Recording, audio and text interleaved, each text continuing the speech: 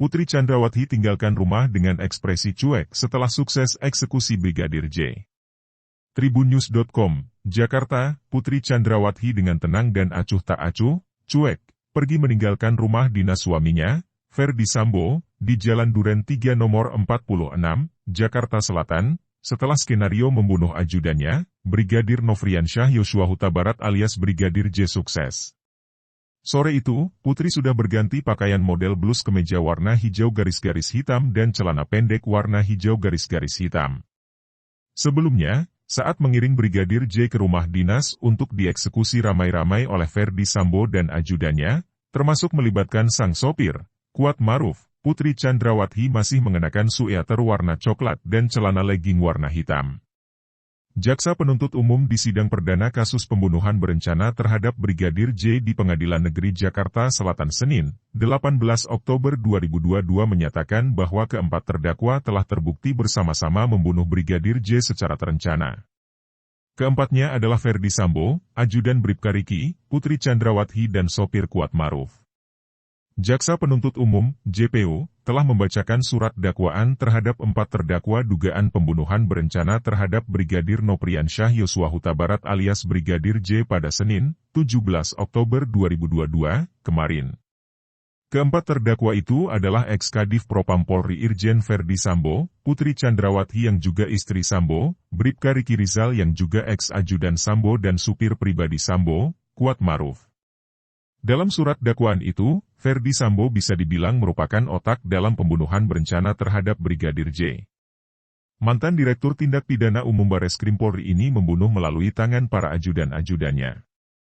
Niat membunuh Ferdy Sambo terhadap Brigadir J dipicu oleh insiden dugaan pelecehan seksual yang terjadi di rumah pribadinya di Magelang, Jawa Timur. Brigadir J disebut telah melecehkan sang istrinya tercinta. Sembari terisak tangis, Putri Chandrawati pun sempat mengadukan insiden tersebut kepada Ferdy Sambo via telepon saat masih di Magelang. Lalu, cerita tersebut dijelaskan kembali saat Putri tiba di rumah pribadinya di Jalan Saguling, Duren 3, Jakarta Selatan.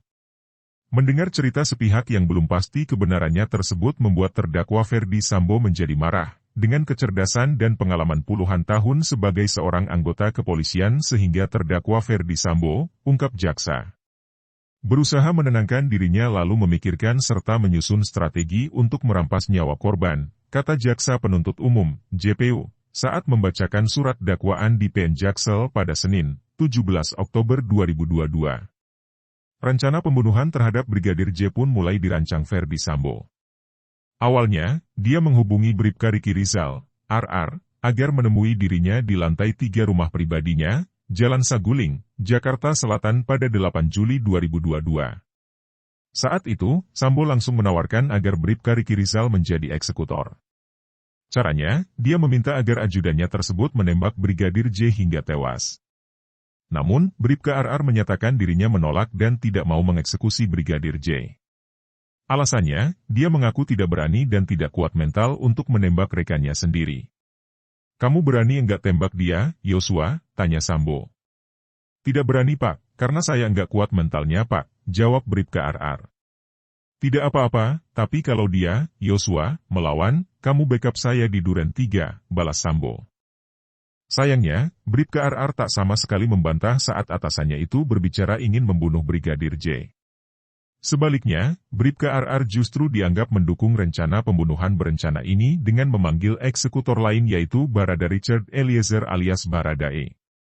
Saat itu, Bribka RR turun kembali ke lantai bawah dan menemui Baradae. Dia meminta agar rekannya itu dapat menemui Ferdy Sambo yang berada di lantai 3.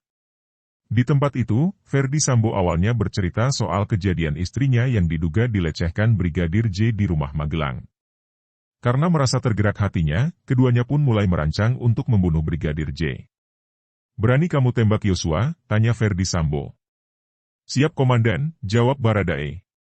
Lalu, Sambo pun menyerahkan satu kotak peluru berisikan 9 mm kepada Baradae. Lalu, Sambo meminta agar Baradae mengisi peluru yang ada di senjata api miliknya dengan merek Glock 17. Sebelum mengeksekusi Brigadir J, Ferdy Sambo terlebih dahulu menjelaskan skenario yang nanti akan dimainkan saat Brigadir J usai dieksekusi. Dia pun menjelaskan soal skenario baku tembak antara dua ajudan. Saat itu, Putri Chandrawati juga turut mendengar skenario yang dibuat oleh Ferdy Sambo terkait alasan Brigadir J tewas. Tak hanya itu, dia juga terlibat dalam CCTV di rumah dinas hingga pemakaian sarung tangan saat eksekusi Brigadir J. Singkat cerita, Sambo pun telah terlebih dahulu melucuti senjata api milik Brigadir J dengan melalui tangan Bribka RR. Diam-diam Bribka RR menyimpan senjata api Brigadir J di mobil Lexus milik Sambo. Lalu, Baradae diperintahkan Ferdy Sambo untuk mengambil senjata itu di mobil tersebut. Lalu, dia membawakan senjata tersebut ke hadapan Sambo yang berada di lantai 3. Saksi Richard Eliezer telah melihat Ferdy Sambo telah menggunakan sarung tangan warna hitam sebagai bagian dari persiapan pelaksanaan merampas nyawa korban Nofrian Syah Yosua Huta Barat, ungkap JPU. Rencana pembunuhan berencana pun dimulai. Ferdy Sambo dan Putri Chandrawati saling bekerja sama menggiring agar Brigadir J menuju lokasi pembunuhan yang juga di rumah dinasnya di Kompleks Polri Duren 3, Jakarta Selatan.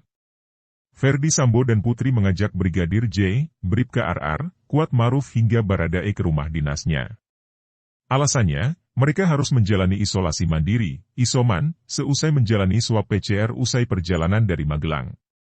Padahal saksi Riki Rizal dan Kuat Maruf tidak melakukan tes PCR karena akan kembali ke Magelang, akan tetapi turut mendukung kehendak bersama terdakwa Ferdy Sambo untuk merampas nyawa korban Nofrian Syah Yosua Huta Barat, jelas JPU.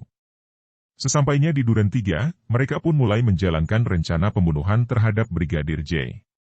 Adapun Brigadir J terlebih dahulu turun dari mobil dan membuka pagar rumah. Lalu, Putri Chandrawati turun dari mobil yang lalu diikuti oleh Kuat Maruf masuk ke dalam rumah dinas lewat garasi menuju dapur. Sedangkan, Bribka RR tetap berada di garasi halaman rumah tersebut. Lalu, Kuat Maruf diam-diam menutup pintu depan rumah dan menutup pintu balkon yang diduga sebagai persiapan sebelum mengeksekusi Brigadir J. Saat itu kondisi luar rumah masih dalam keadaan terang benderang. Kuat Maruf langsung menutup pintu rumah bagian depan dan naik ke lantai 2 tanpa disuruh langsung menutup pintu balkon padahal saat itu kondisi matahari masih dalam keadaan terang benderang. Apalagi tugas menutup pintu itu bukan tugas keseharian Kuat Maruf melainkan tugas itu merupakan pekerjaan dari saksi Diryanto sebagai asisten rumah tangga, ungkap JPU. Selanjutnya, Baradae pun juga menyusul masuk ke kamar ajudan di lantai 2. Di sana, Baradae berdoa untuk meyakinkan kehendaknya untuk bisa mengeksekusi Brigadir J. Iklan untuk Anda, perhatian. Sebuah kamera dipasang dalam kuburan dengan mayat. Advertisement by. Di tempat lain, Brigadir J masih bersama Bribka RR di garasi rumah tersebut. Bribka RR yang mengetahui rencana pembunuhan tersebut tidak memberitahukan kepada Brigadir J. Padahal, saat itu merupakan kesempatan terakhir Bribka RR mengingatkan Brigadir J untuk pergi dari rumah dinas tersebut. Namun, dia memilih diam dan membiarkan rencana pembunuhan terus bergulir. Rencana eksekusi terhadap Brigadir J pun dimulai. Pada pukul 17.08 WIB, Ferdy Sambo bersama dengan ajudannya Adzan Romer dan sopir pribadi Prayogi Iktara berjalan dari rumah pribadi menuju rumah dinas di Duren 3. Saat itu, kendaraan Ferdy Sambo mendapatkan pengawalan dari mobil dinas pengawalan dan pengawal motor. Perjalanan mereka singkat hanya menempuh 2 menit saja atau tiba pukul 17.10 WIB di rumah dinas Duren 3. Setibanya di sana, Ferdy Sambo pun langsung bergegas turun dari mobil. Namun baru berjalan beberapa langkah, senjata api berjenis HS yang dibawanya tak sengaja terjatuh. Saat itu, Adzan Romer sempat berupaya untuk membantu Sambo mengambil senjata tersebut.